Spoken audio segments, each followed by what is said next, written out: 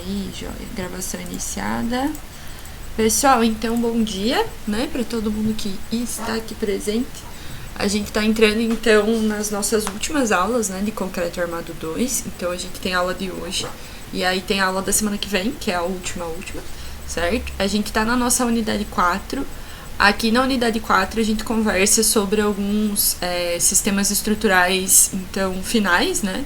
Então, na semana passada a gente conversou sobre o bloco em si, como que ele vai fazer essa passagem de carga ali, né, do elemento pilar para os elementos de fundação profunda. Então, é um tipo de composição que é bem comum de ser feito, né? Principalmente quando a gente precisa chegar com a fundação em camadas mais profundas, né? Atingir uma camada de resistência um pouco maior. Quando a gente tem camadas ali superficiais de solo que não seguram a carga da estrutura em si, e aí a gente utiliza, né, as fundações profundas para isso. E aí o bloco entra com esse objetivo de fazer a passagem de carga, tá? Inclusive, pessoal, a atividade de bloco ela rola até hoje, tá? Então, quem ainda não enviou, tem tempo de mandar até meia-noite lá. Pode enviar por e-mail para mim, tá? O exercício da semana passada. Beleza? Como eu não tô fazendo a correção aqui em sala, né? Vocês podem enviar por e-mail e aí eu vou enviar eu vou colocar o gabarito daí. Provavelmente acho que na sexta, porque o pessoal do concreto noturno tá terminando daí até amanhã, tá? Joia. Aí hoje, o que a gente vai entrar na nossa disciplina? Hoje a gente vai conversar então sobre um outro tipo de configuração de fundação, né, que aí não é com o uso de fundações profundas, é uma fundação superficial, que é muito comum e bastante utilizada, e a gente vai ver como encontrar as armaduras para ela, tá? O nosso foco aqui, né, já para deixar claro aqui nesse momento, é a gente analisar a configuração dessa fundação, que são as sapatas, através da quantidade de armaduras. Então, analisar quais são as armaduras, como que eu vou, né, fazer essa obtenção, fazer essa análise. Aí, a gente vai trabalhar com uma configuração de sapata que é um pouco mais simples. É a sapata que vai sempre estar lá na estrutura? Não. Por quê? Porque a gente tem diferentes configurações de sapatas que podem ser feitas. Aqui a gente vai tratar apenas da armadura, vamos trabalhar com uma sapata simples.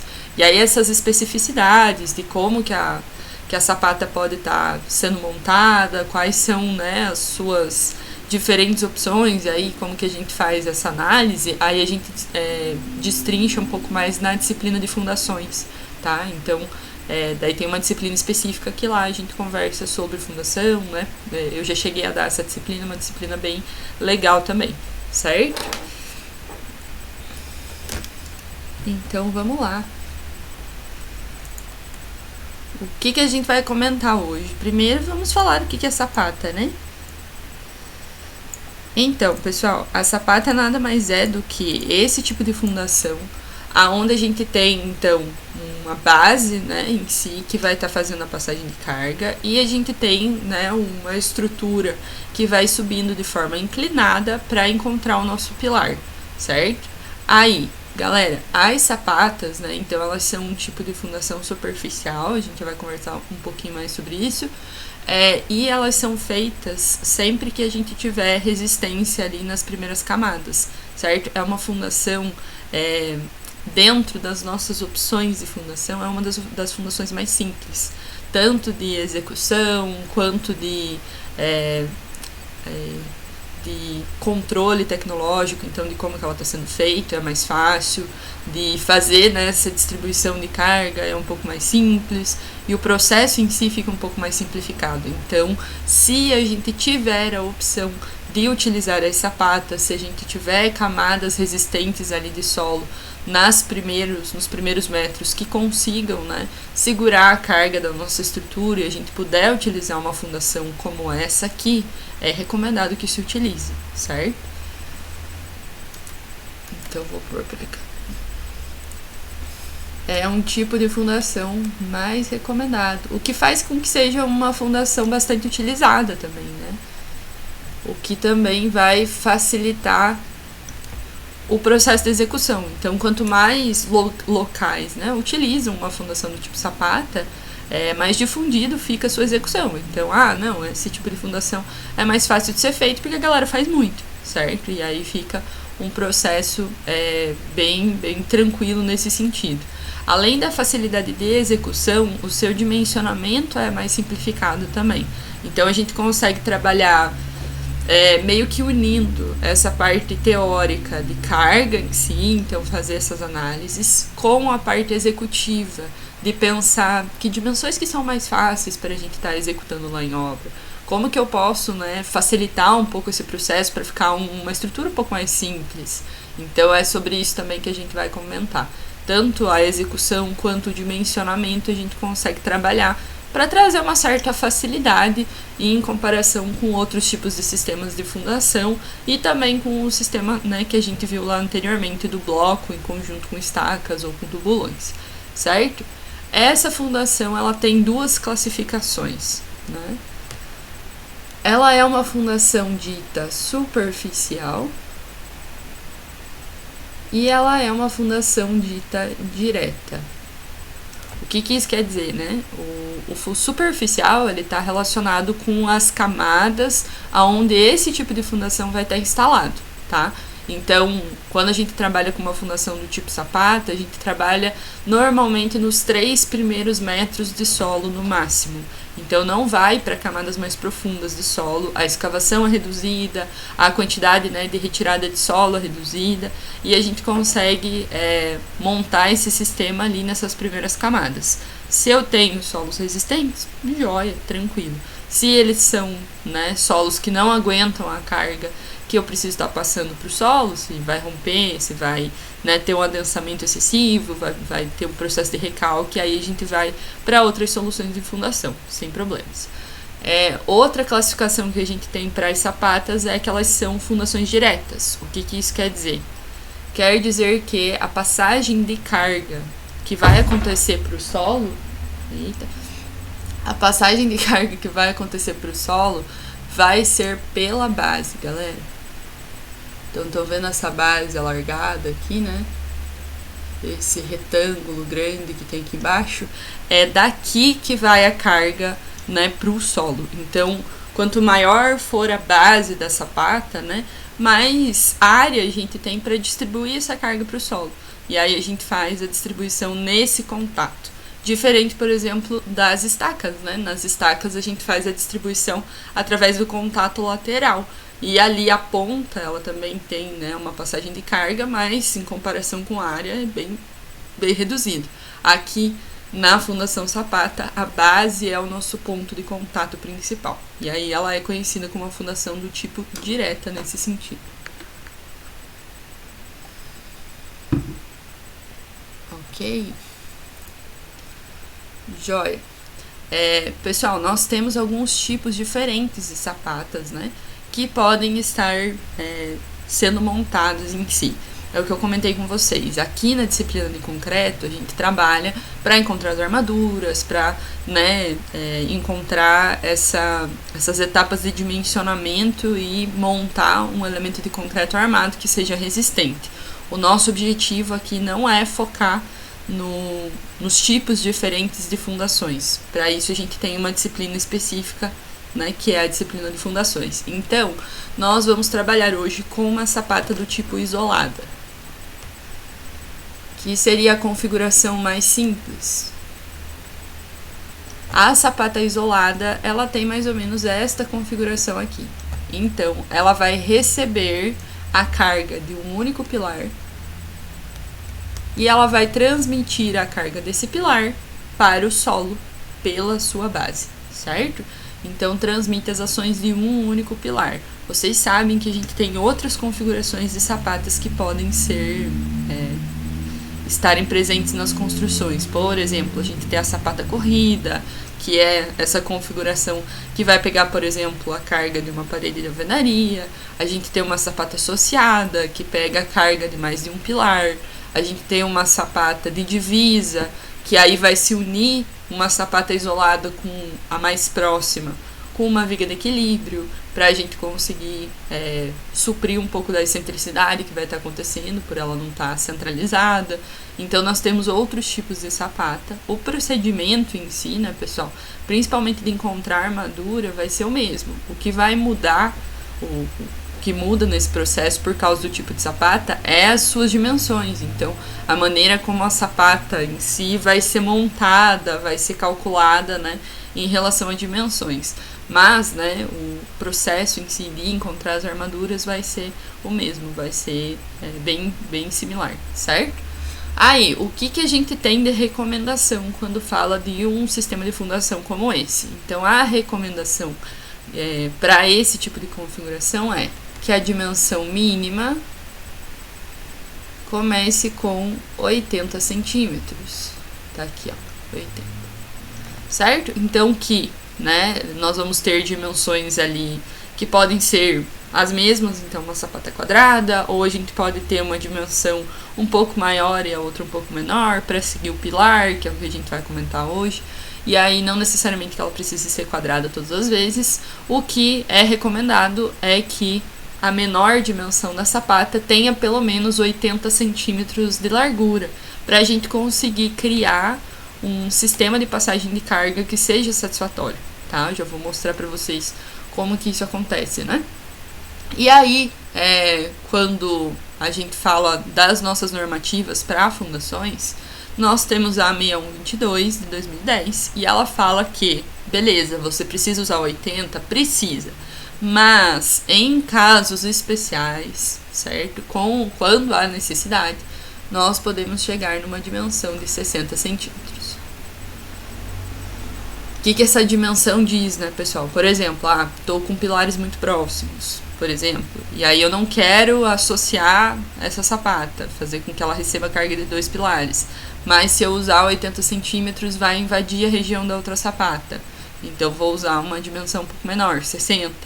Estou com o meu pilar muito próximo da divisa, mas se eu usar um de 60 eu não preciso, né, fazer uma sapata de divisa.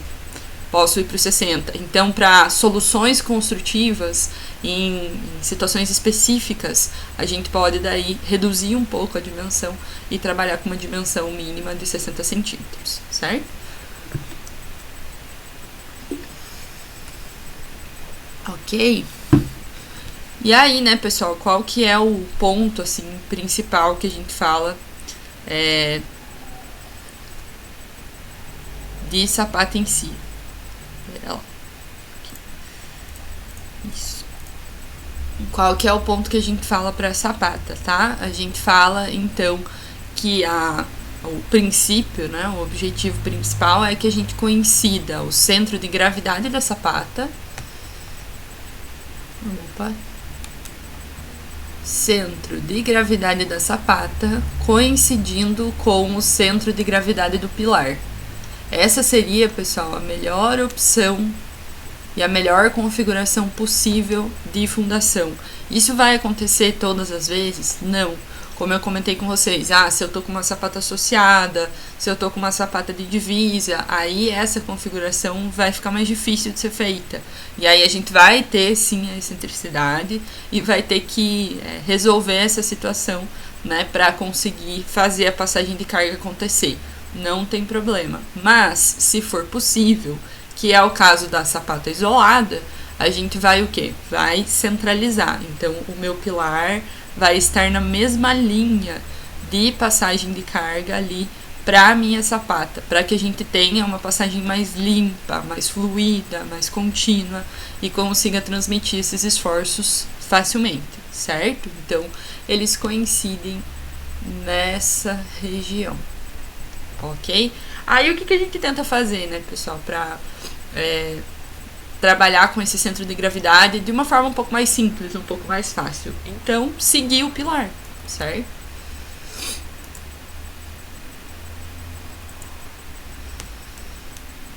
Seguir as proporções do pilar.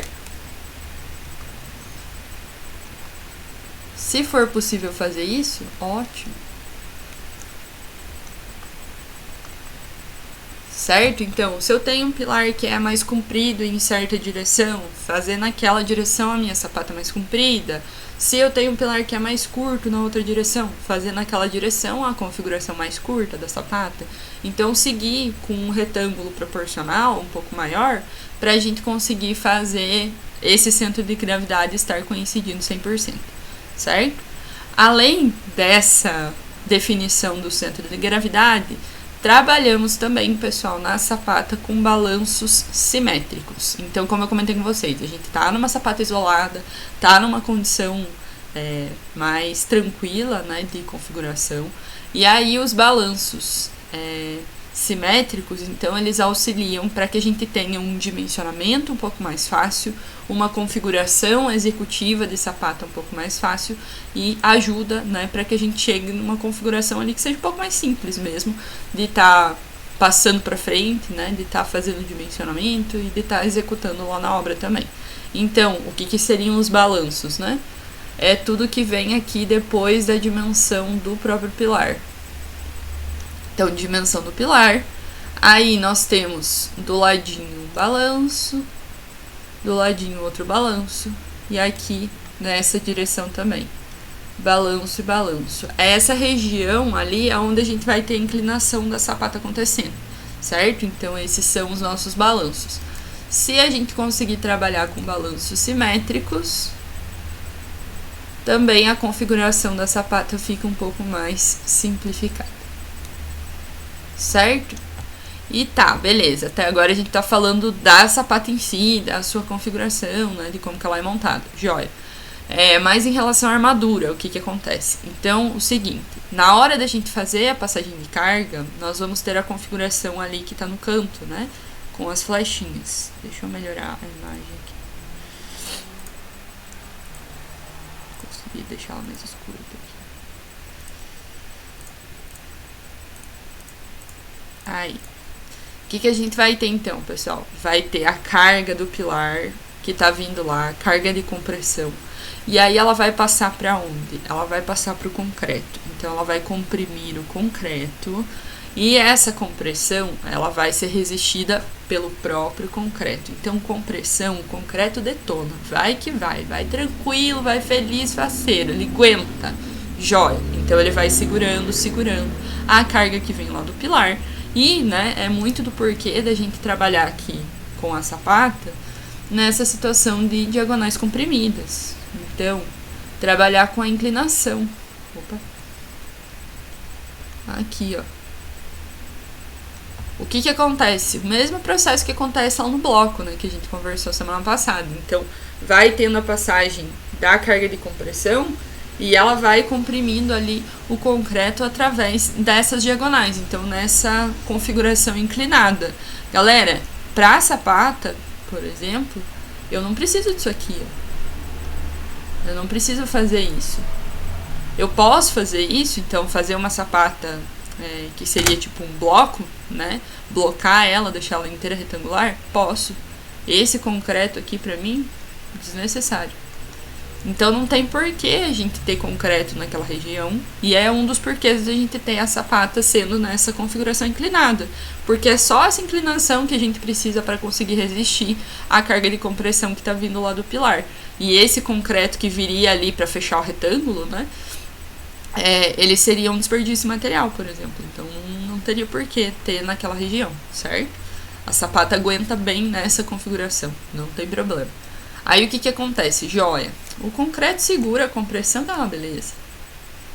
Beleza. Só que o que acontece? A hora que eu faço essa passagem de carga, que vem lá do pilar de compressão, e eu chego ali nas diagonais comprimidas, na parte de baixo da minha peça, que é onde eu vou estar tendo contato, né, entre essa carga e o solo, eu vou fazer a passagem, só que essa configuração em diagonal, essas diagonais comprimidas, vai gerar ali na parte de baixo esforço de tração.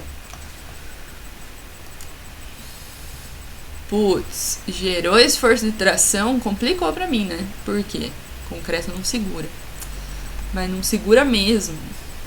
Então aqui embaixo a gente vai ter esforço de tração sendo gerado, né? Por causa dessa diagonal, por causa desse contato, da gente tá subindo em uma descendo, né, em uma determinada linha e a gente deslocar um pouco a aplicação dessa carga de compressão, aí esforços de tração vão sendo gerados no concreto. O concreto não segura. Quem que segura a tração? A armadura. Então é aqui, nessa parte inferior, que eu preciso, na sapata, colocar armadura. É aqui que ela entra. Então, aço. Ok? Ele que vai segurar os esforços de tração. Consequentemente, se eu preciso de aço, se eu tenho esforço de tração, eu preciso calcular essa armadura. E é o que a gente vai fazer hoje, certo?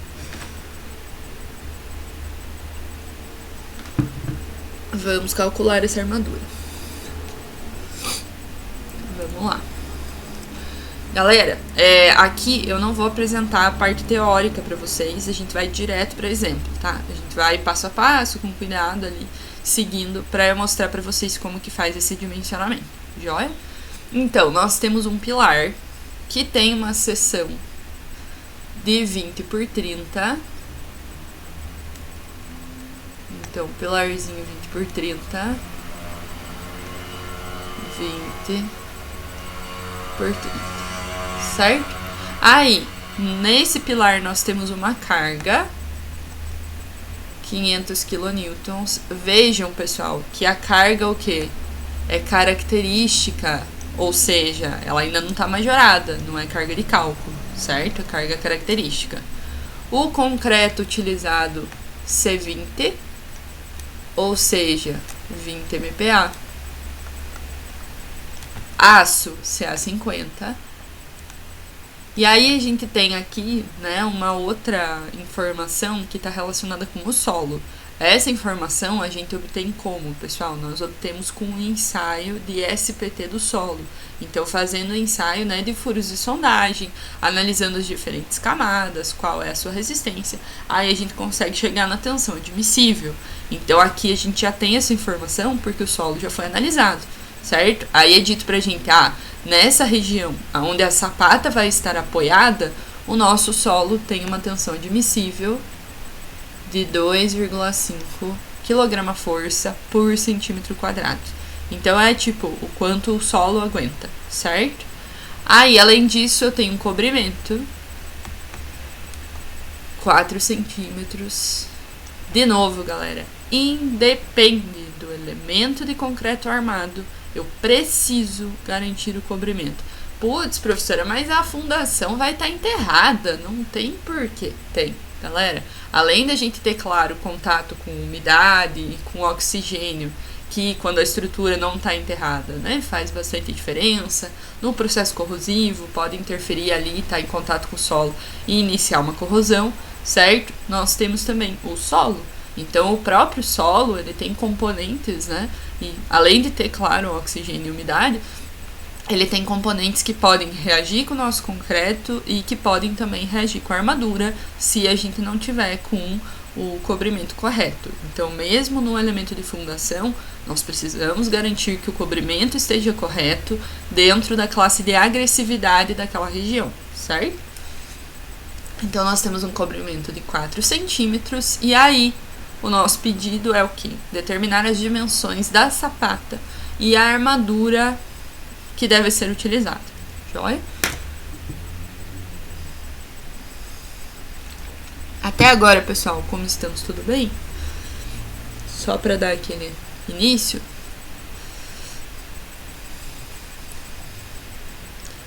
Tá tranquilo? Joia. Hoje a gente vai bem com calma no exercício, daí, tá? Vamos lá. Que ele pode ficar um pouco confuso e tal, eu vou bem com calma, tá? Vamos lá. Joia. Primeira coisa, galera. Então, a gente não tem a configuração da sapata aparecendo ainda. Aí, o que acontece? Nós podemos iniciar com uma análise de começo, certo? Pra gente definir mais ou menos qual seria a área necessária para conseguir fazer a passagem de carga. Então, é isso que a gente vai definir aqui primeiro. Então, uma área da sapata, que é a área dessa base ali, que vai estar em contato, né, concreto solo, fazendo a passagem de carga. E a gente quer sempre o quê? Quer sempre garantir que que o solo não rompa, então que o solo segure, que o solo aguente essa carga. Para isso, a gente vai colocar e fazer essa análise, né, que nada mais é do que uma análise de tensão. Lá da física, vamos lá, tensão, força sobre área, ok? Eu tenho o quê? Tensão do solo, eu tenho a força de compressão, eu vou o quê? Encontrar a área. Quanto que eu preciso de área de base para que eu consiga resistir a essa força do pilar sem eu estar rompendo o meu solo. Ou sem eu estar causando um recalque excessivo, por exemplo, né? Alguma coisa que não vai ficar bonita ali na minha estrutura, ou que pode, claro, chegar a rompê-la. Então, para isso, né, para eu encontrar essa tensão, essa área, eu vou utilizar, então, eu vou colocar a minha carga, né, e vou dividir pela tensão do solo. Galera, na hora de eu colocar a minha carga, eu tenho primeiro a carga atuante lá no pilar característica. Então, ela sem o processo de majoração, beleza? Que é o 500 kN. E agora eu preciso o quê? Majorar. Então, qualquer tipo de carga, a gente vai o quê? Vai fingir que ela é um pouco maior pra gente ter o famoso coeficiente de segurança, certo? Aqui também. O que acontece aqui no elemento de fundação nesse início, nesse primeiro contato? Como a gente está trabalhando com uma área de contato ali, fundação, solo, como a gente está em outra área, né, de análise, a gente não vai usar o coeficiente comum que a gente utiliza nesse momento, a gente vai usar ele depois, na parte de dimensionamento mesmo. Mas aqui nesse início a gente trabalha com o coeficiente que é majorador, mas que está relacionado com essa parte de solo, de fundação. E aí o coeficiente muda um pouquinho, então ele vai ser um valor que vai de 1,05 até no máximo 1,10. Obviamente, se eu tenho a opção de usar um coeficiente um pouco maior e fingir que a carga é um pouco maior, eu vou para o maior. Então, eu vou trabalhar com 1,10, certo? Então, esse coeficiente aqui é só para esse momento, tá, pessoal? Quando a gente está fazendo essa análise aqui da primeira área da sapata, né? Levando em consideração a carga de solo. E aí embaixo vai entrar a nossa tensão admissível do solo. Ela era lá 2,5 kgf por centímetro quadrado. A gente transformou ela para kilonewton por centímetro quadrado, certo? E aí ela ficou 0,025. Então entrou aqui a área da sapata para que a gente consiga fazer a passagem da carga do pilar para o solo sem que ele rompa, levando em consideração a sua tensão admissível, o quanto que ele aguenta, vai ser essa aqui, 1,1, que é esse coeficiente, vezes a nossa carga característica, 500, dividido pela tensão do solo, 0,025. E aí a gente tem uma área inicial, para começar, de 22.000 centímetros quadrados. Então não tem informação nenhuma da sapata. Não tem. Vou começar com essa aqui. Então eu iniciei aqui, ó. Pelo menos isso aqui de área eu tenho que ter. Porque aí eu garanto uma passagem de carga e o meu solo não rompe, certo?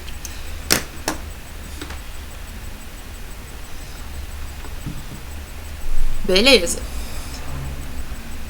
Cheguei aqui, agora eu vou começar o quê? A encontrar as dimensões da minha sapata real, certo? Então, vou começar a definir como que ela vai estar desenhada, como que vai ser, né, como que vão ser as suas dimensões. Aí vem o que, né, pessoal? A gente vai considerar que a gente vai estar trabalhando ali com balanços iguais, então uma configuração parecida com o que a gente estava vendo ali, com balanços iguais, e que a gente vai o quê? Vai seguir os contornos do pilar, seguir as proporções do pilar, como eu comentei com vocês. Porque eu seguindo as proporções do pilar, eu garanto já de início que a gente vai ter o centro de gravidade do pilar batendo com o centro de gravidade da sapata. Então vai ser um retângulo pequeno, que é o meu pilar, e um retângulo grande em proporções iguais, né? Que vai estar apenas aumentando ali a proporção e vai estar exatamente no mesmo ponto de centro, certo? Quando a gente faz essa definição, a gente consegue encontrar um dos pontos, né, que é o ponto de largura da sapata. Certo? E aí a largura da sapata, pessoal, ela vai ser encontrada através dessa relação aqui. Para que eu encontre a largura da sapata, eu preciso definir qual é a posição dela em relação ao pilar. Aí é o seguinte, quando a gente está trabalhando com um projeto arquitetônico que está apresentado, né, e aí está montando um projeto de fundações em si, obviamente que a gente vai ter delimitado no projeto qual é a direção do pilar em si, e aí a gente vai montar dentro dessa direção. Aqui no nosso caso, a gente não tem essa definição, né, de o pilar tá para esse lado, tá para o outro. Então eu vou fazer uma definição minha, que seria a proporção mais simples, que é eu trabalhar com o pilar nesse formato, 20 por 30, e aí, consequentemente, a sapata vai ficar em volta, né? Deixa eu fazer ele um pouquinho menor para conseguir pôr a sapata. 20, por 30, e a sapata vai ficar com a mesma proporção em volta, certo? Então, nós vamos ter base e aqui, então, largura e comprimento. Então, vão ser essas configurações. Professora, pode ser o contrário? Por exemplo, a gente ter a parte menor da sapata para o outro lado? Pode chegar a ser feito, pessoal. É interessante de fazer nesse formato? Não. O mais fácil, mais simples de executar, de dimensionar, é a gente seguir as próprias proporções do pilar. Fica um pouco mais simples, né? E a configuração é um pouco mais fácil. Mas, se eu tô com um projeto arquitetônico um pouco mais limitado, meu terreno é um pouco menor e eu preciso inverter, não tem problema, dá pra inverter também, certo? E aí, o que a gente vai trabalhar? Então, para encontrar a largura, a gente trabalha com essa formulação aqui. Então, vai ser meio vezes a dimensão do pilar que está paralelo ao nosso, essa dimensão B que a gente está colocando. Então, o que está na direção de B, BP, aqui paralelo. Aqui seria comprimento, né? Deixa eu pôr aqui para vocês. Acho que tá invertido aqui. Sempre tem um detalhezinho, né? Esse aqui é comprimento.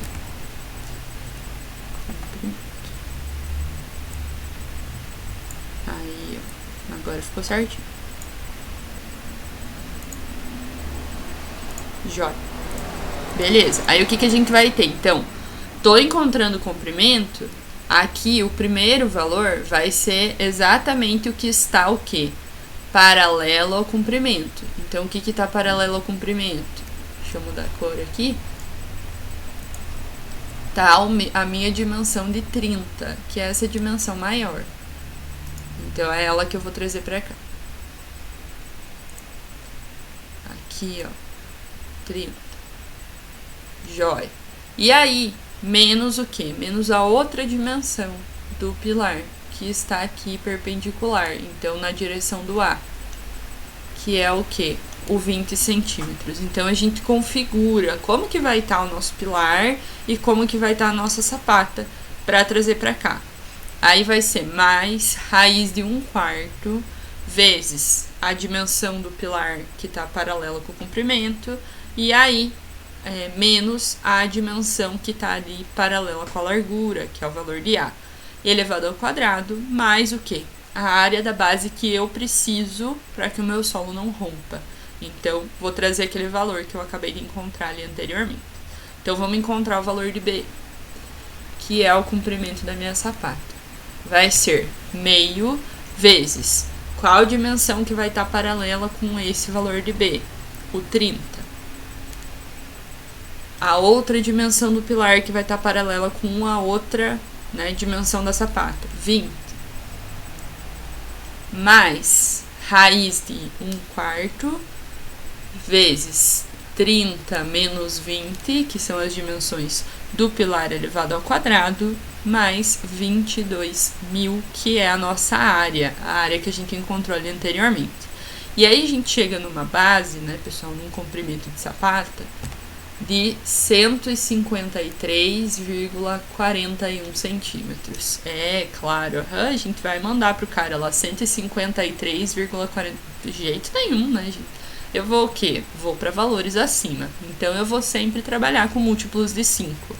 Galera, aqui nas fundações, é assim, a gente tenta trabalhar com o formato executável mais fácil possível, certo?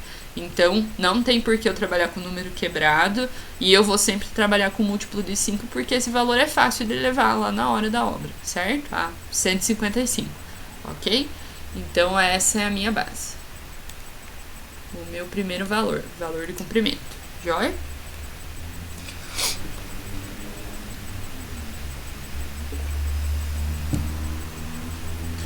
Beleza. Peguei esse valor múltiplo de 5, o que tá faltando? O outro valor da sapata. Então, eu preciso da base completa, certo? Aí, o que eu vou fazer? Eu vou encontrar esse segundo valor. Como? Assim. Então, eu vou ter o quê? Uma proporção, né, pessoal? Que é o que a gente tava comentando. Então, se eu tenho aqui em cima, aqui é 20 e aqui é 30, a minha sapata vai estar nas mesmas configurações de retângulo de forma proporcional. Então, vai estar aqui A e aqui B. Ou seja, a gente pode o quê? Trabalhar com proporções mesmo. Então, o A menos B vai ser igual ao Azinho do pilar menos o Bzinho do pilar, certo? E aí eu consigo o quê? Encontrar a última dimensão que está faltando. Lembrando que aqui o comprimento é 155, né? A gente acabou de encontrar ele. Então, eu o quê? Eu isolo a minha largura e vai ficar B mais dimensão de A do pilar menos dimensão de B do pilar. Então, vai ficar A vai ficar, né? 155 mais 20 menos 30. E aí, a gente tem um valor de A de 145 centímetros. Então, vejam, por a gente ter colocado B já num múltiplo de 5, a hora que a gente trouxe para cá para encontrar o A, também já encontra esse valor num múltiplo de 5. E aí, ele vai ser um valor de 145 centímetros. Joia? Aí, o que acontece, né, pessoal? Com isso, eu posso encontrar a área daí real que vai ter essa sapata, certo? A área da sua base. A área da base vai ser o quê? Né? Comprimento vezes largura. Então, 145 vezes 155. Agora, a nossa área, que vai ser executada lá, né, na hora da gente montar a fundação, vai ser 22.475 centímetros quadrados. O nosso valor antigo era 22.000. Então, esse era aqui o essencial para não romper o solo, né?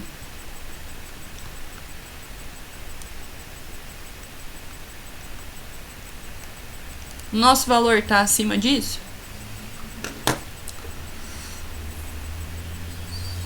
Atende essa condição de não romper o solo?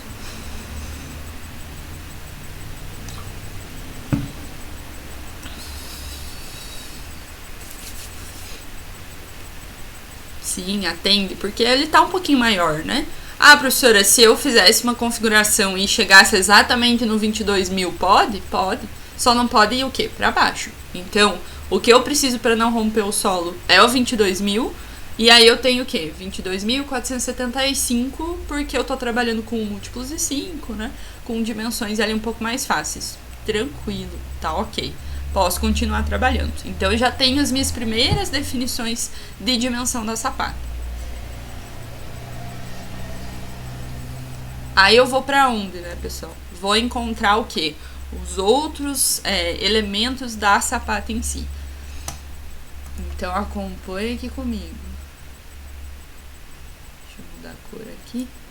Certo, nós temos lá a nossa sapata, 20 por 30 pilar, sapata em volta, 155 por 145. Acabei de achar, né?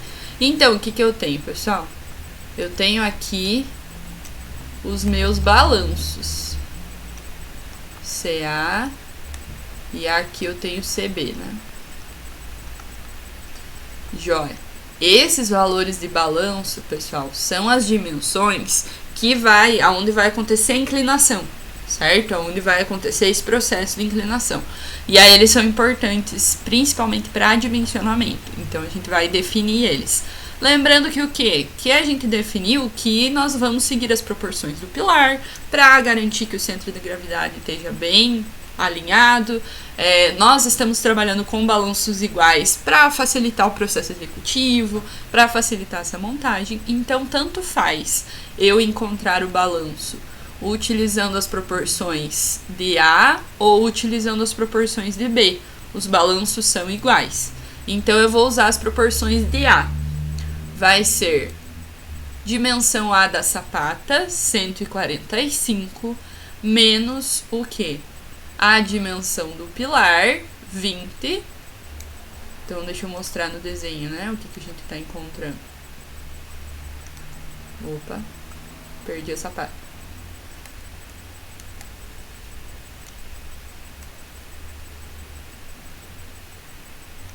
Então, acompanhe aqui comigo, né?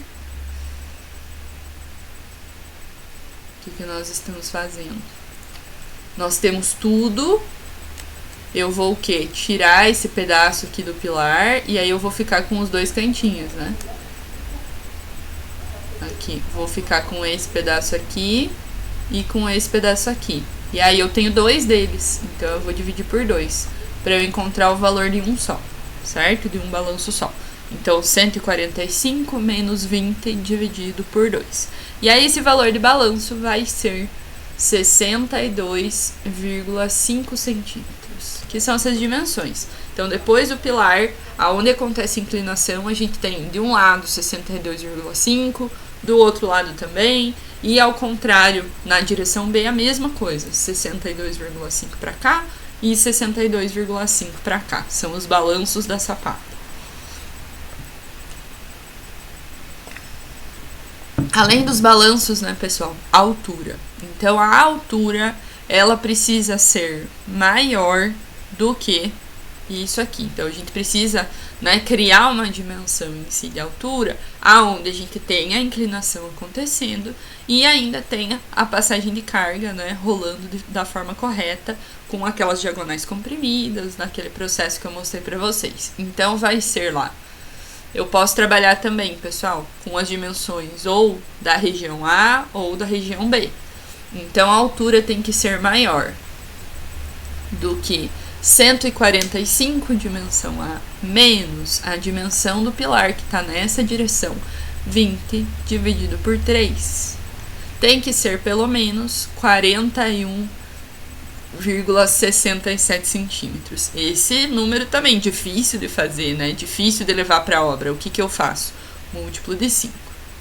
Então, não preciso de altura maior do que isso. O mínimo que eu preciso é o 41 e pouquinho para fazer a passagem de carga. Não tem por que eu ir para alturas maiores, porque eu vou estar utilizando mais concreto. Então, eu vou definir aqui os 45. Professora, mas lá na minha obra, eu normalmente trabalho com uma altura de 50. Tem problema? Não. Então, dependendo da situação, mas eu não me importo de gastar um pouquinho mais de concreto, porque aí eu vou padronizar a altura das minhas sapatas aqui para 5, 6 pilares. E aí fica mais fácil no processo executivo. Manda ver. Galera, aí são ideias o quê? De projeção. Então, né, sem escolhas, né, do próprio profissional. Então, o que eu mostro para vocês é aqui, ó. Abaixo disso eu não posso ir.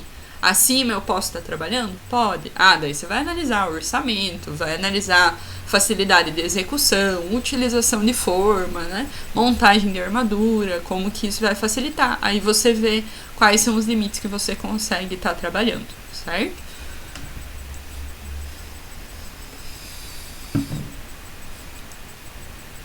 Ok? Joia.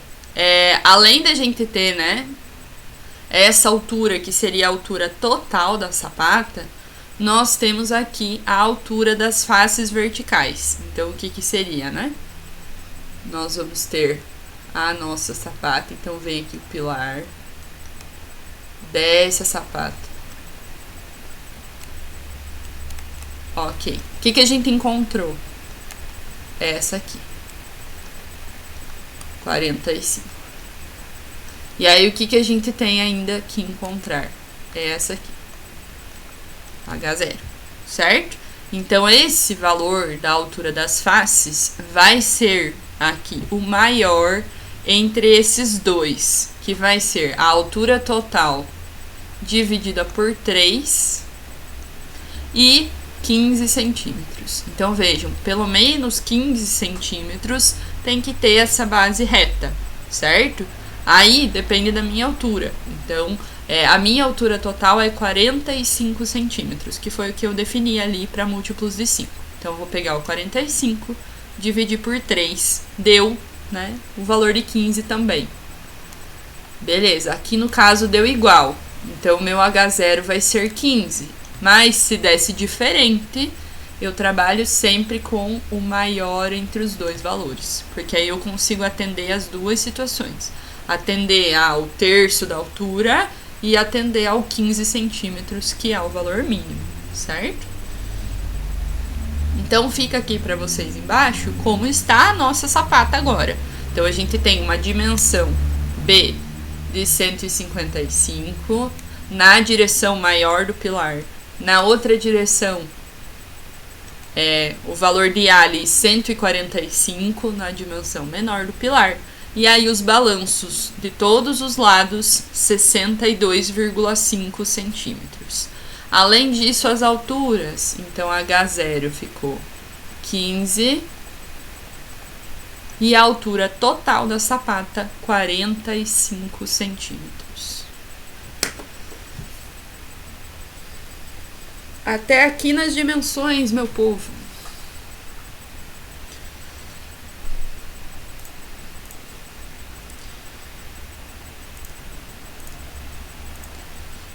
Tá indo os pouquinhos?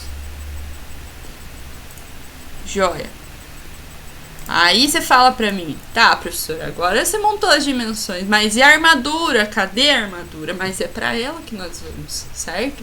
Então, a gente iniciou aqui montando a sapata, porque a gente tinha nada, a gente só tinha um pilar e falou, vai, né? E aí a gente falou como, e aí a gente começou a encontrar a sapata, certo? Então, defini uma área ali pra não dar ruim no meu solo, e encontrei, né, uma primeira dimensão ali de comprimento, encontrei a dimensão contrária para a gente estar seguindo o pilar, para estar no centro geométrico alinhado, bonito, encontrei os balanços, tudo igual para ficar mais fácil, certo? Encontrei as alturas, o que ela precisa ter, e agora eu vou começar a analisar a carga. Então, o que que acontece, pessoal? Joia. Lá em cima vem do pilar carga de compressão. Opa. Que lindeza. E aí ela vai passar pra cá. Através do quê? Das diagonais comprimidas de concreto. E na hora dessa passagem de carga, a gente tem um deslocamento acontecendo. Quando tem deslocamento, eu gero o quê? Eu gero momento. Então, independe da situação, né? A gente vai acabar gerando momento. A gente já viu pro pilar que mesmo para uma carga bonita, para um pilar lindo que tá ali, né, intermediário perfeito, eu considero um valor de excentricidade, eu considero essa, né, essa variação ali que pode ter, e aqui na sapata é a mesma coisa. Então, o que que acontece? A gente vai encontrar agora quais são esses esforços que vão estar atuando na sapata.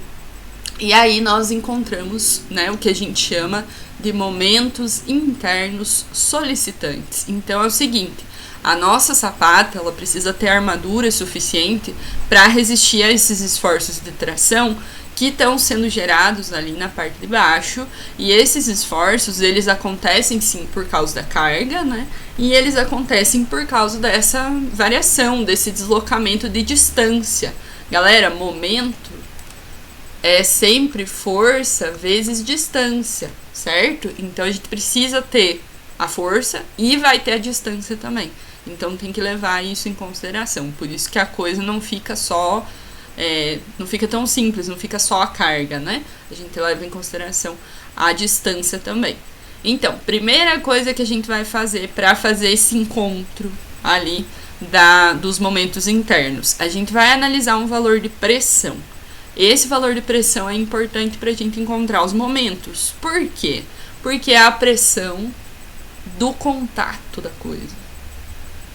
Opa. Então, é a pressão que a sapata exerce no solo. É a pressão de contato.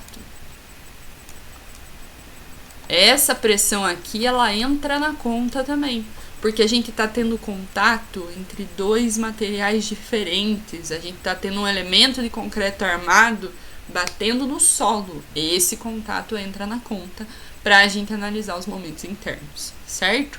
Como que eu encontro esse contato, né? Essa pressão de contato. Então, vai ser a nossa carga de compressão característica, 500, vezes o coeficiente de majoração. E aqui volta o nosso coeficiente original, aonde a gente está trabalhando com dimensionamento de carga normal. Então, coeficiente de ponderação do concreto, 1,4, certo?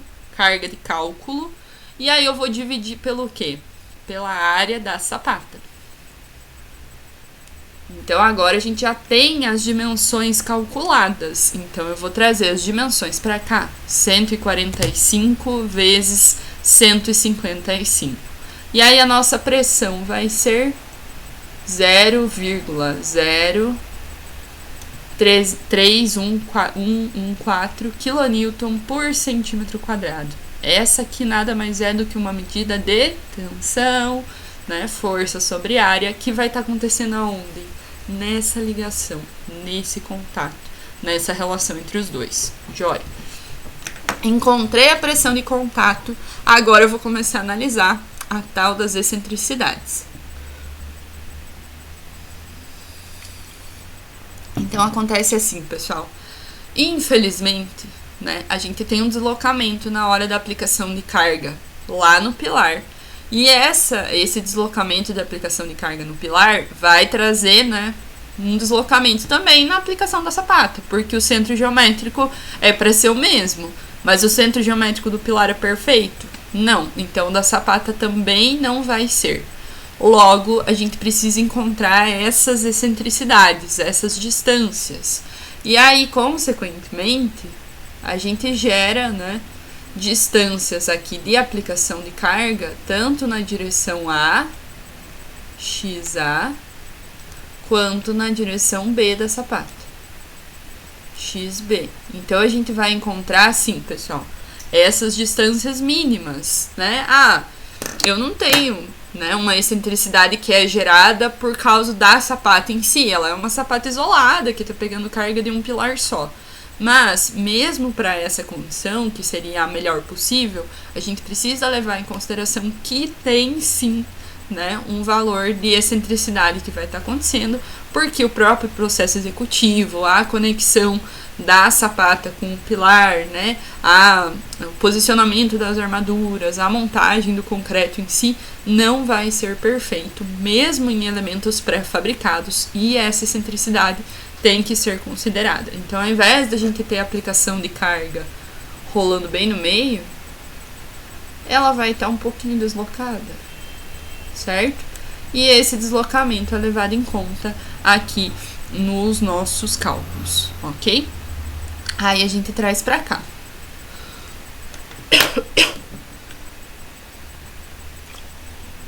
Então, vamos lá. Distâncias, tá? Então, distância XA e a distância XB. Então, na direção A e na direção B, tá? Dos dois lados. Aí, primeira coisa que a gente vai olhar, então, o balanço da sapata. O balanço da sapata vai ser o mesmo para os dois lados, mas, né, esse valor aqui de 0,15 vezes a dimensão do nosso pilar. Então, 0,15 vezes a dimensão do pilar, e aqui embaixo também 0,15 vezes a dimensão do pilar. Lembrando, né, das direções. Galera, é o seguinte, se vocês estão com a configuração da sapata desde o início de uma forma, segue ela até o final. Então, né, se ela tá seguindo as proporções do pilar, ela tá sempre seguindo as proporções do pilar, ok? Então, para XA, eu vou fazer 0,15 vezes dimensão do pilar, 20. Na direção B, 0,15 vezes 30. Então, dimensões do meu pilar, 20 e 30, ok? E a sapata em volta, 145 por 155. B e A. Joia? Aí eu encontrei valores, então, de distância, que vão ser 65,5 e 67 centímetros.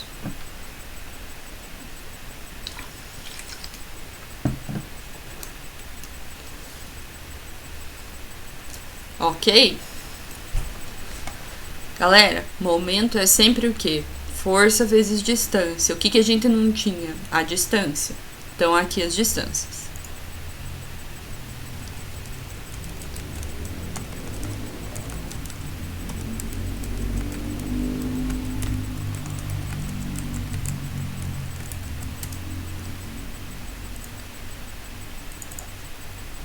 Beleza. Aí a gente vem aqui para a sequência. O que a gente vai fazer agora, pessoal?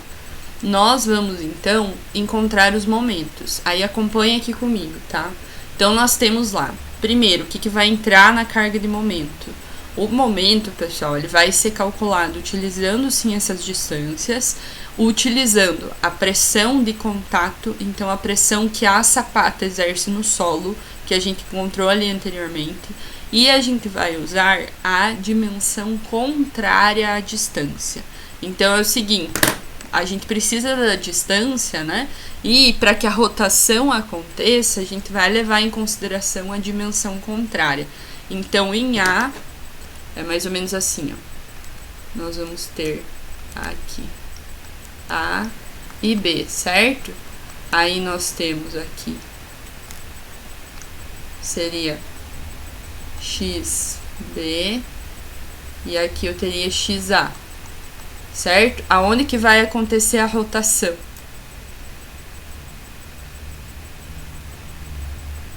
Então, a rotação acontece assim, ó. O XA, ele vai rotacionar em B. Então, ele vai rodar para cá, certo? E o XB, ele vai rotacionar em A. Então, ele rodaria nesse sentido, ia rodar para cá. Por isso que na hora da gente olhar o momento, a gente usa a excentricidade, mas considera ela em relação à dimensão contrária, que é onde vai estar acontecendo a rotação, certo? E aí coloca o valor aqui invertido. Então, acompanhe comigo. Primeiro a pressão, 0,3114, pressão de contato, vezes o valor da excentricidade na direção A, 65,5 elevado ao quadrado, dividido por 2, vezes a dimensão da sapata contrária a essa distância, que é onde a rotação vai estar acontecendo. Então, para XA, eu uso B, 155.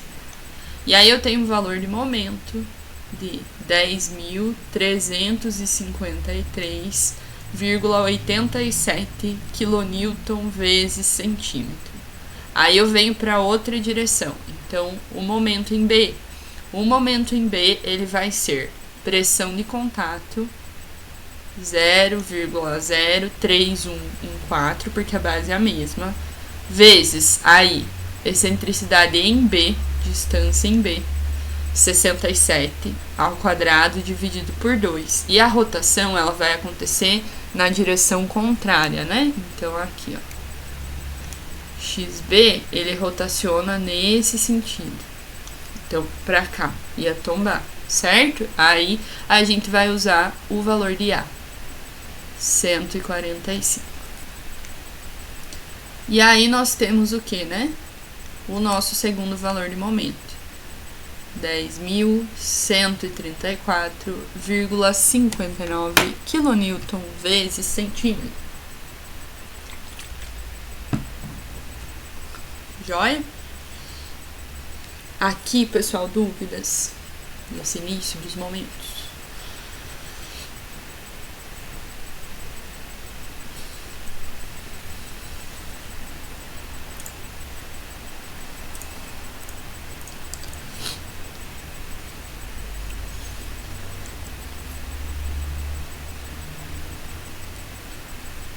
Tranquilo?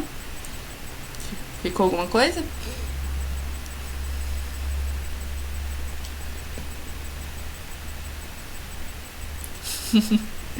O que eu recomendo pra vocês, gente? Vão sempre com cuidado. Então, façam a análise e, né, aquela dica de sempre. Faz o desenho, tá? Então, faz o desenho da base, deixa marcado, ó, aqui é B, aqui é A. Aí, vou fazer a centricidade, vou marcar, ó, o X acontece nessa direção e aí a rotação acontece ao contrário. Então, faz o desenho da base, porque aí vira o teu ponto de apoio, certo? É o que eu faço para montar também exercícios como esse. Então, fica focando ali, ó, aqui é a minha direção, essa é a outra. E aí, na hora da gente fazer, principalmente essas inversões, né, que podem bagunçar um pouco a cabeça e confundir, você tem um ponto de base para você voltar. Não, pera, aonde que tá acontecendo a centricidade? Aonde que ele vai rotacionar? Em que sentido? Então a gente consegue voltar para um ponto assim de referência, tá? Galera, o desenho é uma coisa que, principalmente quando a gente é aluno, né? Que a gente quer fazer a coisa rápido, em prova, assim, é um absurdo. É tipo, pra que eu vou fazer o desenho? Cara, te limpa a mente de um jeito. É um negócio de você olhar o que tá acontecendo, entender o que tá rolando e tirar aquela dúvida pequena que faz com que você erre, né, na prova, erre o exercício. Então o desenho faz bastante diferença, sabe? Não, pera, mas aonde que eu tô colocando os valores? Como que tá o meu pilar? Né? Quando a gente fala dessa direção, direção paralela. Tá, mas o que é o paralelo? Faz o desenho, certo? Que facilita bastante. Aqui nessa parte de sapato, assim, é bem essencial. Eu sinto que quando eu escrevo e desenho a coisa completa, eu visualizo, sabe? Pode ser a coisa mais sem graça, né? Mas tem que fazer. É igual Bhaskara. Se você faz ela inteira, abre ela, escreve ela inteira, ao invés de, não, eu sei Bhaskara, não, vou aqui rápido. Claro, vai lá. Galera, faz a mão, abre tudo. Faz diferença, né? Eu vi o teu de bloco, né? Tá bem desenhadinho e tal. Os de pilar também, quando você desenha, faz muita diferença. Parece que vê a coisa, né? Gente, inclusive o de pilar, o de dimensionamento, eu pus o gabarito ontem. Quem quiser dar uma olhada, tá? Obviamente que as barras fui eu que escolhi e tal, né? Vocês poderiam escolher barras diferentes, mas se ficou alguma dúvida e tal, pra vocês entenderem, acho que teve um deles que dava muito próximo de 0 ali nos ábacos, né? Aí a gente normalmente usa o valor que tá acima, tá? Então, tipo, usa o 0,1 aí pra conseguir achar um valor de armadura mínimo. Quer dizer, normalmente, que a carga do pilar é muito pequena, né? E aí, tipo, precisaria de uma armadura muito mínima, né? Alguma coisa nesse sentido. Aí a gente usa os valores ali que estão próximos, certo? Então usa o 0,1 ali pra conseguir vencer e não zerar a coisa, né? Eu deixei pra vocês o gabarito lá no OneDrive, tá? Agora que eu tenho os momentos, agora eu vou encontrar a área da armadura, certo? Chegou. Graças a Deus. Vamos lá. Galera, então primeiro, momento aqui, né, que a gente encontrou pra A. Momento para A, lembrando que ele está atuando na dimensão contrária, que é em B, certo? O momento que eu encontrei aqui é 10.353,87, que é esse primeiro momento aqui, certo? Aí eu vou levar ele para cá e aí eu vou dividir por essas considerações. Então vai ser 0,85 vezes a altura útil da sapata Vixe, altura útil da sapata eu não tenho. Calma, respira, segura. Vezes resistência ao escoamento do aço. Então, meu aço é CA50, certo? 50 kN por centímetro quadrado. E eu divido pelo quê? Coeficiente de ponderação do aço, 1,15, certo? Fingir que a resistência é menor. E a altura útil? Galera, a altura útil é o mesmo formato que a gente encontra, né, lá para vigas, por exemplo, lá para laje também dá para encontrar nesse formato, aqui para sapata também. Então, eu vou pegar a altura total, 45, menos, vou tirar o cobrimento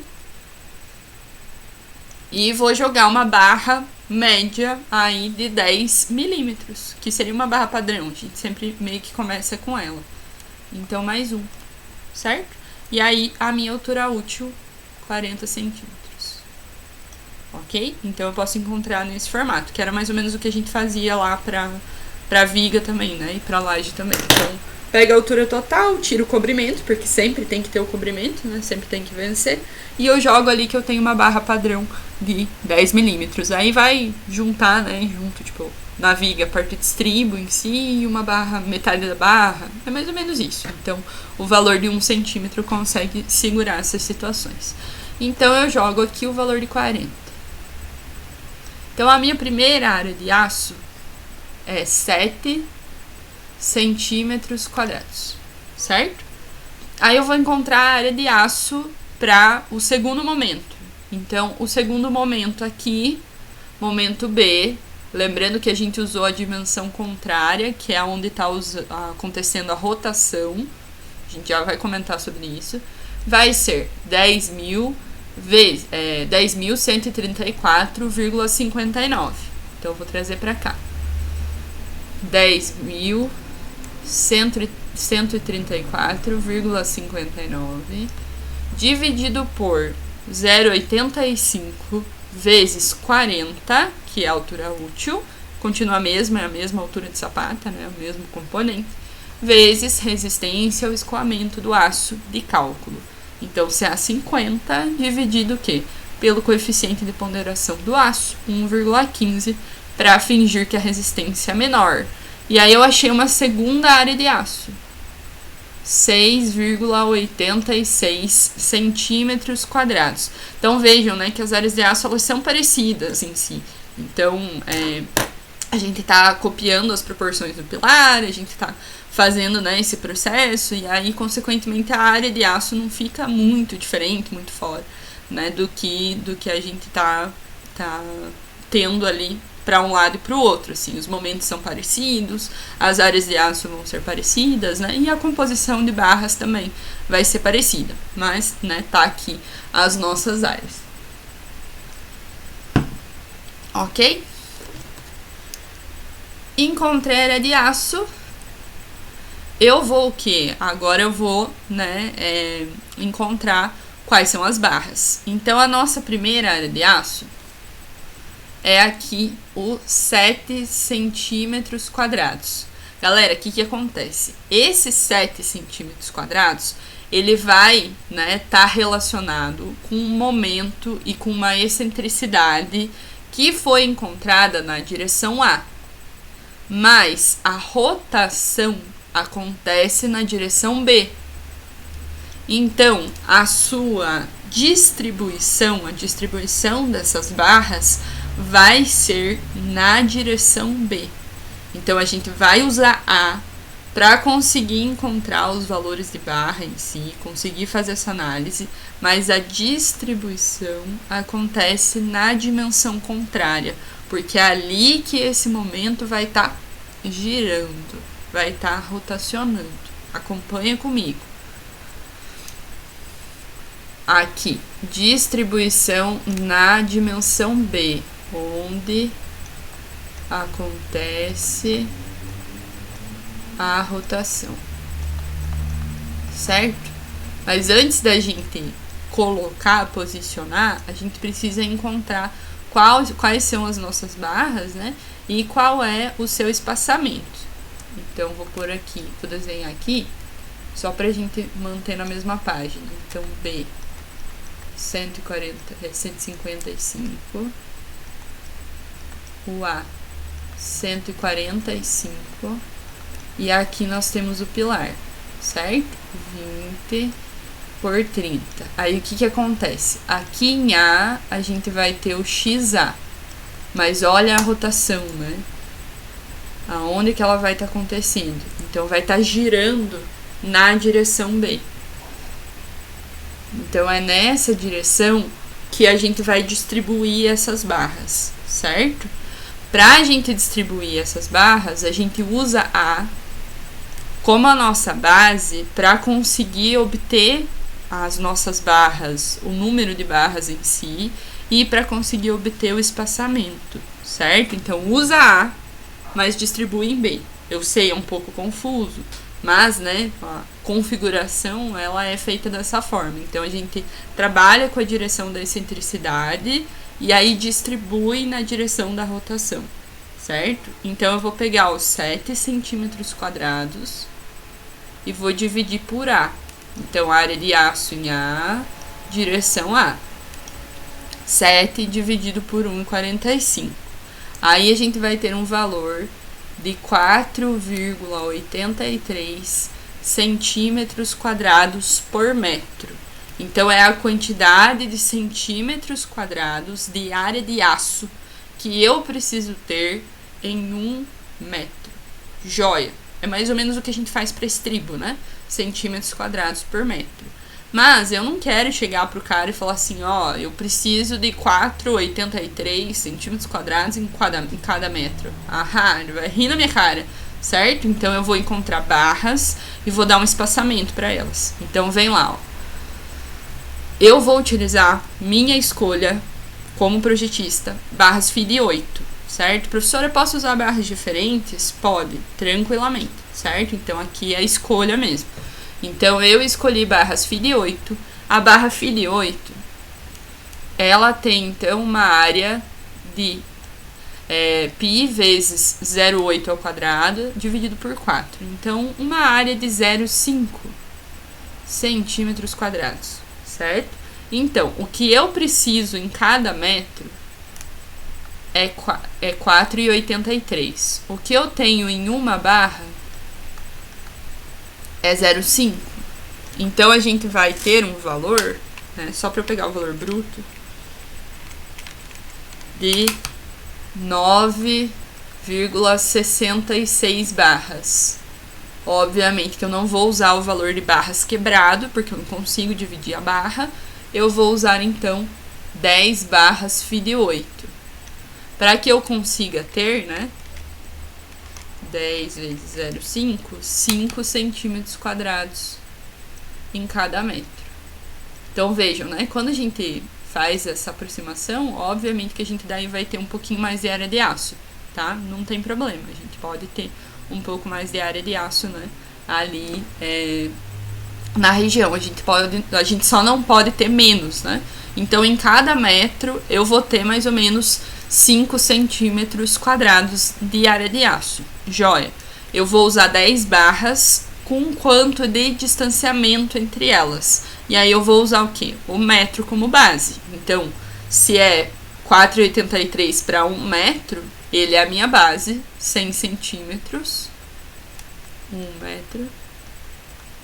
Dividido por 10, que é o número de barras. Certo? E aí eu vou ter um distanciamento de 10 centímetros.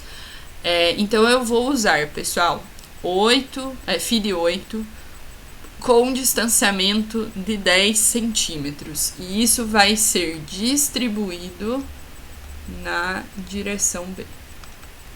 Então, eu uso a direção A para eu conseguir encontrar o número de barras certinho, a quantidade de área de aço, mas a rotação acontece na direção contrária.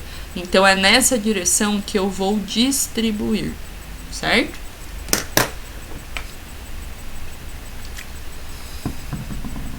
Deu para pegar mais ou menos? Deu? Vamos na outra direção? Deixa eu mudar a cor aqui.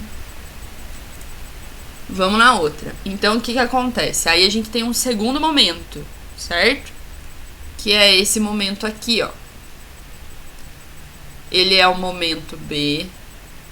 A gente vai encontrar a área de aço B, certo? Né? Encontramos a área de aço B.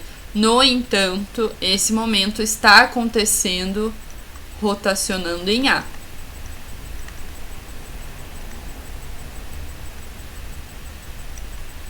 Ok? Então, a gente vai fazer o mesmo processo. Traz pra cá. Então, vou encontrar primeiro quanto de área de aço que eu preciso ter em cada metro. Vou desenhar aqui essa pata de novo. Só pra gente ter o desenho sempre à vista, né? 155. O meu pilar, 30 por 20. Agora a gente tá trabalhando aqui, ó. Por exemplo, né? Vou fazer o X um pouquinho maior. Aqui, vamos dizer que tá aqui nossa carga XB. Então, nós temos o que, né? O nosso valor de área de aço. Então, 6,86 é um valor um pouquinho menor. Eu vou dividir pela região B. Então, ela vai ser o meu ponto para encontrar quanto de armadura que eu preciso para resistir aos esforços de tração em 1 metro. Então, vou usar 1,55. E aí, eu vou ter um valor de 4,43 centímetros quadrados por metro. É bem parecido, né, pessoal? Ali era 4,83, certo? Aqui é 4,43. Joia. Aí, a gente vai o quê? Vai escolher barras. Então, o mesmo processo. Eu escolhi de novo as barras FIDE 8. Pessoal, se conseguir trabalhar com barras iguais, mais fácil. Porque na hora de fazer a armação, de fazer a montagem, o negócio fica simples, ok? Fica super tranquilo. Então, dá para trabalhar com barras iguais, principalmente se as áreas de aço forem parecidas, né? Tentar ir para barras iguais facilita bastante o processo, ok? Aí, vou utilizar lá, então, barras FIDE 8. De novo, a área para uma barra é π vezes 0,8 ao quadrado dividido por 4. E aí dá um valor pra gente de 0,5 centímetros quadrados. Então, o que eu preciso em cada metro é 4,43. O que eu tenho para uma barra, 0,5. Aí eu vou ter um valor de quantidade de barras, vou pegar o valor bruto, de 8,86 barras. Ou seja, eu vou trabalhar com 9 barras FIDE 8. 9 vezes 0,5 dá um valor pra gente de 4,5 centímetros quadrados. Então, é quase o 4,43, né? Vai ter um pouquinho mais, né, de quantidade de área de aço. Tranquilo, jóia.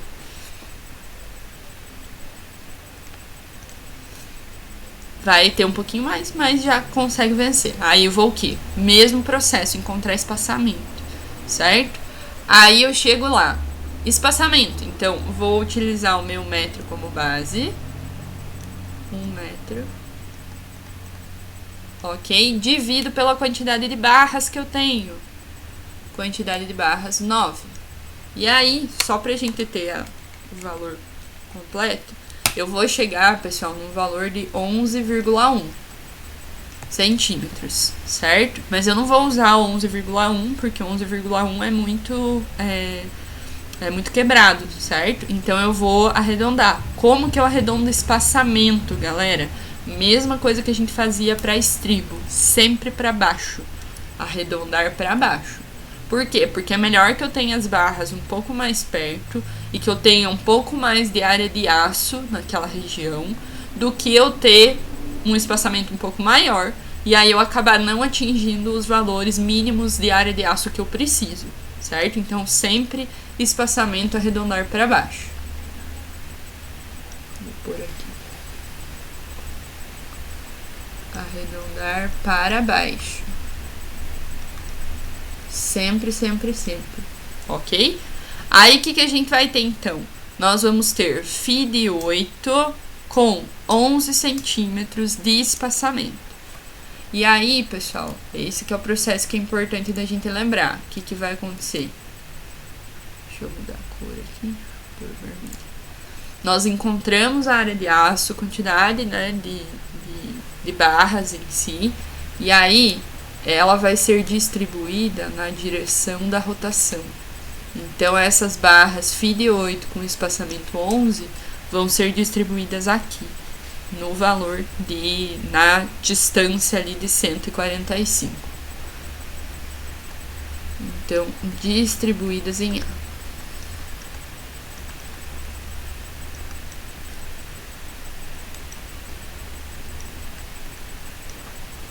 Ok? Aí, cheguei aqui, encontrei espaçamento, encontrei as barras certinho, o que eu vou fazer? Qual é o nosso último passo? Detalhamento. Então, detalhar como que tá a nossa sapata, certo? Galera, o espaçamento entre as barras de sapata, ele também tem um intervalo que a gente precisa estar garantindo.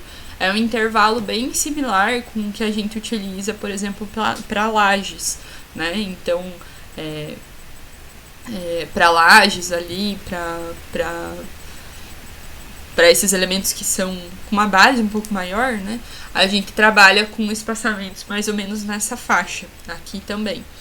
Então, o espaçamento entre as barras deve ficar nessa faixa de 10 centímetros e no máximo aí 20 centímetros. Por quê, pessoal? Para garantir o que a gente tem? A passagem de concreto ali na parte interna, que ali vá concreto mesmo, com brita, e não vá só pasta, né? Aquela região é uma região que vai ter tração, que pode ter fissuração no concreto, né? Porque ele vai tentar segurar um pouco da tração, só que ele não aguenta muito, então ele vai fissurar. Se eu tiver pasta, só pasta aguenta menos, né? Então, a gente quer uma concretagem do elemento de forma completa e perfeita, certo? Então, a gente precisa garantir esse processo, ok? Aí aqui, pessoal, tá o detalhamento das armaduras para vocês, então vamos olhar com calma. Nós temos lá a nossa sapata, construção dela, então vem pilar lá em cima, aí desce ela inclinada, e embaixo a gente tem a altura, lembrando que a nossa altura H0 das faces ficou em 15 centímetros, a altura total ficou em 45, H igual a 45. E aí aparece aqui pra gente uma parte da frente em si, aparecem as barras, e aí aparece uma linha reta que tá falando das barras que estão na outra direção. Então, essas barras que estão aqui pra gente na frente é a nossa dimensão maior. Então, aqui vai ser 155. E aí, se a gente vê o que está distribuído em B, né? Que é o 155. Está distribuído FIDE 8 com espaçamento 10 centímetros. São as bolinhas, ó. Aqui, ó. FIDE 8 com espaçamento 10 centímetros. Então, nós tínhamos, são 10 barras, né? Isso, 10 barras. Então, tá mostrando todas elas e tá puxando aqui, né? FIDE 8 com espaçamento 10. Joia! E aí, o que a gente vai ter? A gente vai ter a profundidade da sapata, né? Essa outra dimensão que não tá sendo mostrada. Mas que, se a gente fosse estender, ela estaria tipo aqui, né? Deixa eu tirar a altura pra gente falar das barras. Ela estaria aqui, certo? Vamos atacar no 3D aqui, galera. Estaria desse jeito, por exemplo. Aí, o que ia acontecer, né? Deixa eu fechar o pilar. O que acontece? As barras estariam aparecendo aqui, ó. Opa.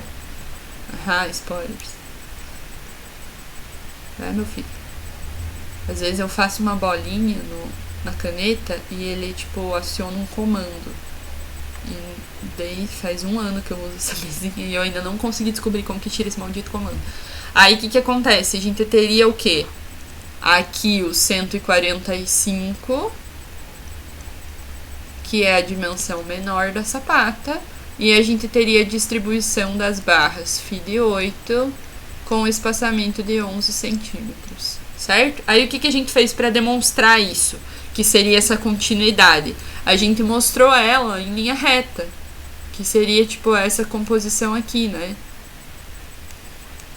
Tipo, ela vai reta até o final lá da sapata. Então a gente mostra ali no começo e aí faz a marcação aqui da reta, né? Deixa eu fazer com outra cor. Faz a marcação da reta aqui.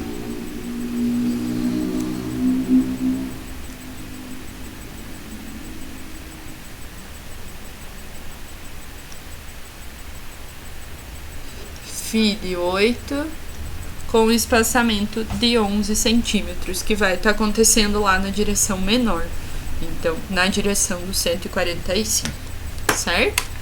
Isso que a gente faz para marcar as nossas barras. Galera, além disso, né, uma coisa que eu queria comentar com vocês, e se eu não me engano, esse exercício tá no livro de vocês. O que acontece? Chegamos aqui, aí a gente tem lá Fi de 8 com espaçamento 10, e no outro lado a gente tem Fi de 8 com espaçamento 11. Teria a possibilidade de eu utilizar Fi de 8 com espaçamento 10 dos dois lados? Pra ficar mais fácil? O que vocês acham?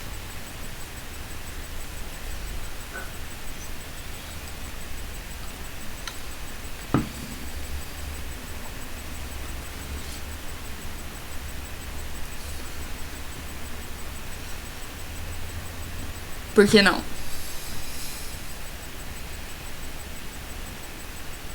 O espaçamento? Daria menor o valor do quê?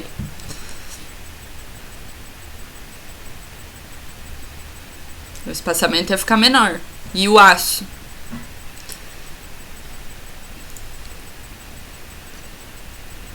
O Wilson mandou lá o contrário, falou que pode. Falou que tem como. Sim, o valor do espaçamento ia ficar menor. Isso seria um problema?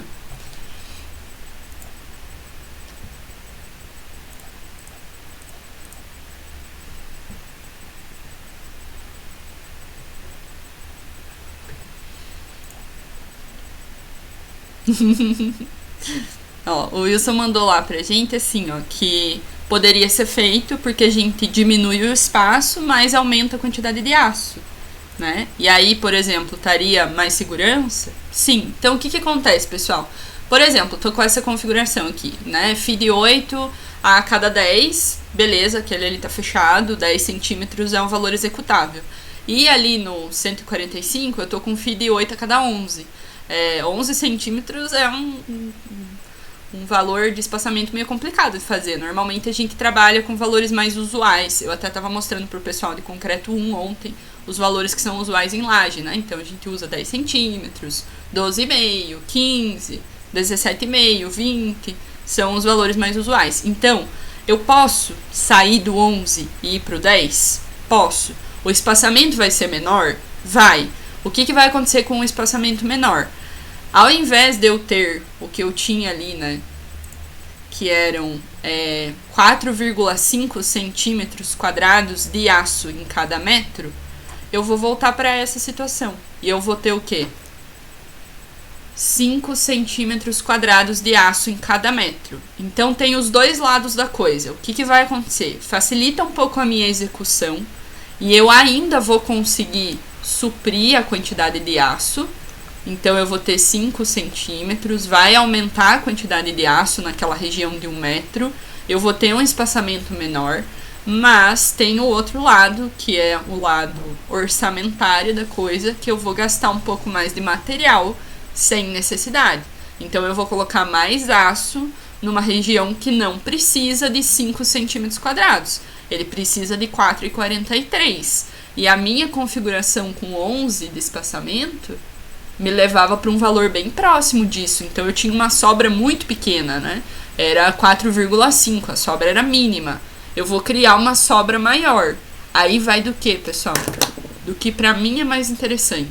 Então, para mim é mais interessante eu utilizar um espaçamento que seja mais fácil de fazer na hora da obra, e aí eu fazer ela toda com espaçamento em 10 e fio de 8, sabendo que eu vou gastar mais aço, ou para mim é mais interessante chegar com a quantidade de aço mais próxima do que precisa mesmo, lembrando que a gente já tem fatores de segurança que são colocados na conta, então a gente já está colocando um pouco mais de aço, né, em si, no próprio dimensionamento mesmo. Ou para mim é mais interessante eu chegar um pouco mais próximo e não gastar tanto aço. Escolhas. Tem a possibilidade de fazer, mas aí é uma escolha de quem tá fazendo o projeto em si, tá? Poderia, tá? A gente só vai o quê? Gastar mais aço, tá? Para vocês entenderem, porque o que acontece? Quando a gente trabalha com essa parte de dimensionamento, aqui principalmente quando a gente fala de fundação, uma das coisas que eu vejo em muitas bibliografias é essa tentativa de facilitar, então de deixar assim mais fácil de executar, de deixar com dimensões que sejam fáceis, o lance dos múltiplos de 5, para que chegue na hora da obra e seja assim, aqui é 15, aqui é 20, aqui é 1 metro, aqui é 1,5 metros, entendeu? Que seja uma coisa mais fácil de ser passada, do que a gente ficar com esses pontos que sejam muito quebrados, com valores muito específicos e tal. Por quê? Porque a gente sabe que, né, dentro do nosso âmbito de construção civil, muita informação se perde no meio. Então é importante que a gente tente facilitar os processos de comunicação. Joia, mas se eu tô o quê? Se eu tô trabalhando de uma forma mais específica, mais controlada, se isso vai fazer diferença para mim, utilizar dessas especificidades faz com que a gente, por exemplo, tenha um orçamento mais certinho. Então, ter um pensamento ali, não, eu vou utilizar isso aqui porque é só isso aqui que eu preciso. Mais do que isso aqui eu vou estar jogando material fora. Não tem necessidade. Então, vai do quê? Da linha que a gente quer seguir dentro de cada obra, de cada projeto. Levando em consideração todos os fatores, né, galera? Fator de execução em si, fator de como que a equipe trabalha com o projeto, de leitura, de compra, de orçamento. Então é importante que vocês comecem a pensar nesse sentido também. O que eu posso trabalhar, o que eu posso fazer, até onde que eu posso ir e aonde que eu não posso mexer. Então eu posso usar espaçamento maior? Não. Por quê? Porque eu não vou estar atingindo a quantidade de área mínima. Mas eu posso usar espaçamento menor? Posso. Eu vou, o quê? Tá gastando mais aço. Só. Certo? Ainda vou estar seguro? Ainda vai aguentar o momento? Vai. Certo? Então, seria uma possibilidade também. Aí é questão de escolha. Galera, essas perguntas são perguntas ótimas para ir para uma prova. Certo? Que são perguntas o quê? Difíceis. Né?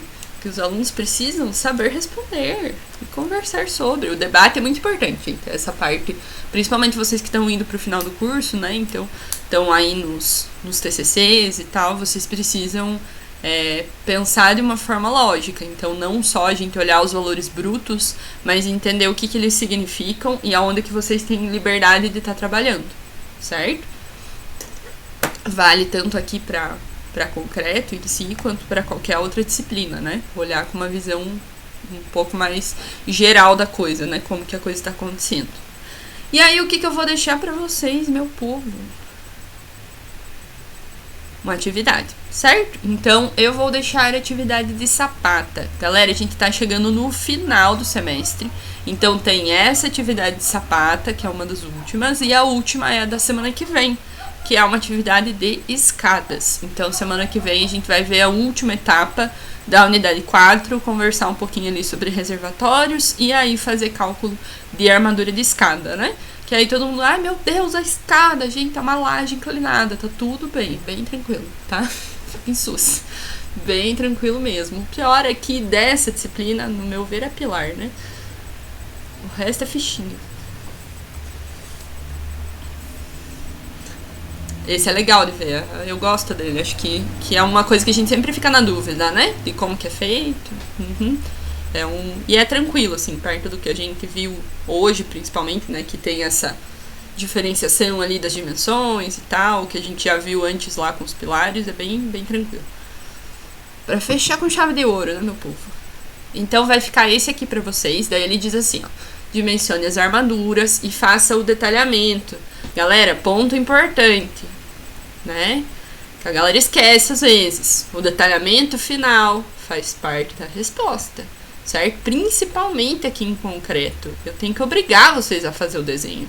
Ele é essencial, certo? Pra que eu denota? Gente, tanto aqui quanto em prova, tá? O detalhamento ele faz parte. Não adianta a gente fazer o cálculo dos elementos e não saber aonde colocar, não saber indicar, não saber mostrar, porque a gente sempre vai ter que apresentar essas armaduras, apresentar esses detalhamentos em projeto. Então eu preciso saber aonde que tá indo cada coisa. E eu, como professora, preciso entender se vocês sabem posicionar, certo? Por isso que o desenho é sempre pedido. E, professora, eu mandei lá sem o desenho. A nota vai ser mais baixa, tá? Não tem como. Eu preciso cobrar o desenho em atividade e eu preciso cobrar o desenho em prova também, tá? Então, acostumem-se a fazer o desenho. Não precisa ser um desenho, nossa, né? Aquela coisa toda. Pode ser um desenho simples, feito ali sem régua, rapidamente, pra mostrar pra mim, ó, eu sei indicar. Eu indico aqui, aqui, aqui. E daí depois a gente usa os softwares chiques lá e tudo pra fazer o detalhamento. Mas tem que apresentar, tá? Pra mostrar como que posiciona. Aqui na sapata também. Então, aqui. Beleza, a gente tem então, dimensione as armaduras. Não, esse é o do bloco, né? Não, tá certo. Carga atuante. Deixa eu só mudar, que não é bloco, né, sapata? Essa sapata. Eita vida. Aí, ó. Essa sapata, então, ela vai receber um pilar de seção 20 por 40. Considere a carga que está atuando característica de 630 kN. Usem aquele coeficiente de majoração para encontrar a área da sapata de 1,10. Então, usa o maior. A tensão admissível do solo, nessa região onde a sapata vai entrar em contato com o solo, é 3 kg força por centímetro quadrado. E o cobrimento da região necessário ali para conseguir, né, ter uma vida útil legal, 3 centímetros. E aqui está o pilar para vocês. Então, segue as mesmas dimensões do pilar. Dimensão menor do lado menor, dimensão maior do lado maior. E aí vai encontrando lá as dimensões e fazendo o detalhamento das armaduras, certo? Esse aqui, pessoal, então fica para vocês pro dia 20. Não. Matutino. Matutino não é dia 20, né? Matutino dia 26. 26, aula que vem, tá, pessoal? E aí eu vou deixar rodar até meia-noite, tá? Aqui tá marcando até o horário das 8h30, mas eu vou deixar rodar até meia-noite. Professor, e o da semana passada? Galera, o de bloco da semana passada eu recebo até a meia-noite de hoje, tá? Como eu não tô corrigindo, eu vou colocar os gabaritos, vocês podem me enviar. Então, não fiz, posso fazer já? Pode. Abre lá a aula passada, faz e envia pra mim, tá? Aproveitem, pessoal, pra ter esses últimos pontinhos, né? Era 200 pontos na semana passada e mais 200 pro da semana que vem. Então, aproveitem, façam certinho e aí vocês vão garantindo a pontuação. E aí, na semana que vem, última aula antes da prova, ok? Pra gente fechar com escadas. E aí partiu provinha, se Deus quiser nenhum exame. E boa, né? E férias.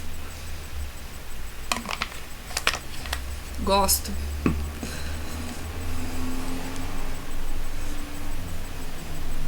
Oi? Com toda certeza. Pode, com certeza. É assim, pessoal, eu tô organizando, acho que a partir dessa semana que vem, eu vou organizar as bancas certinho, vou ver quem que tá apto e tal, eu vou conversar com os professores, né, pra ver quem que vai conseguir participar com a gente e tal. E aí eu vou marcar as datas, e aí normalmente eu faço, tipo, um cronograma geral pra passar pros alunos de TCC e pra passar pras outras turmas também. Eles não gostam que eu divulgue, mas eu divulgo mesmo assim, tá? Então fiquem tranquilos. Daí eu mando pra todo mundo.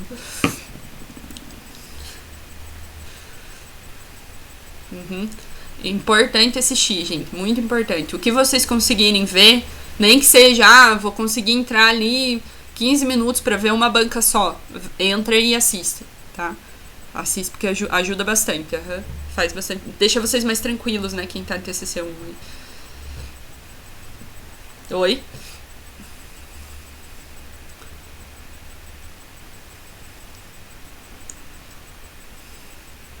Os do ano passado?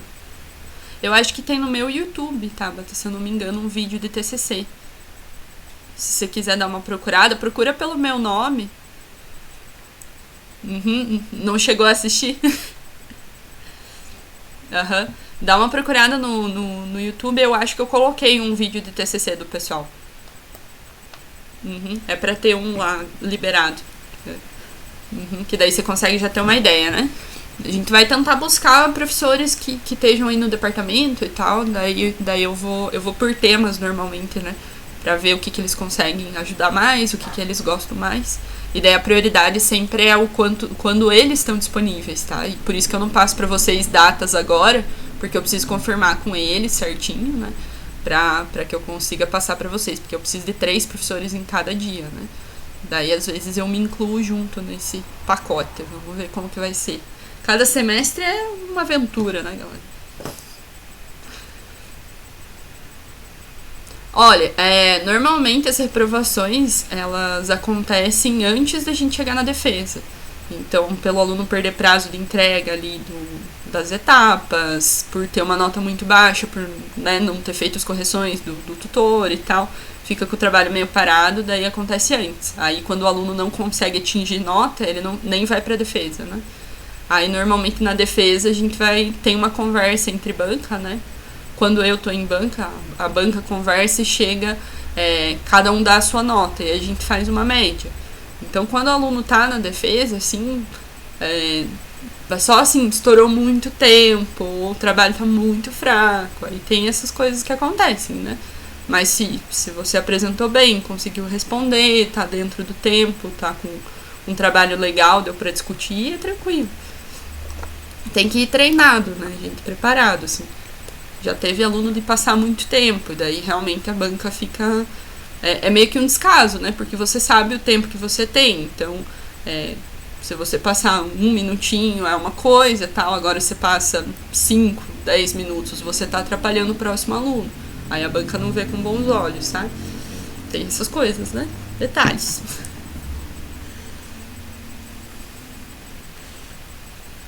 Não, imagina. Eu aviso vocês aí, tá certo? Deixa eu fechar aqui.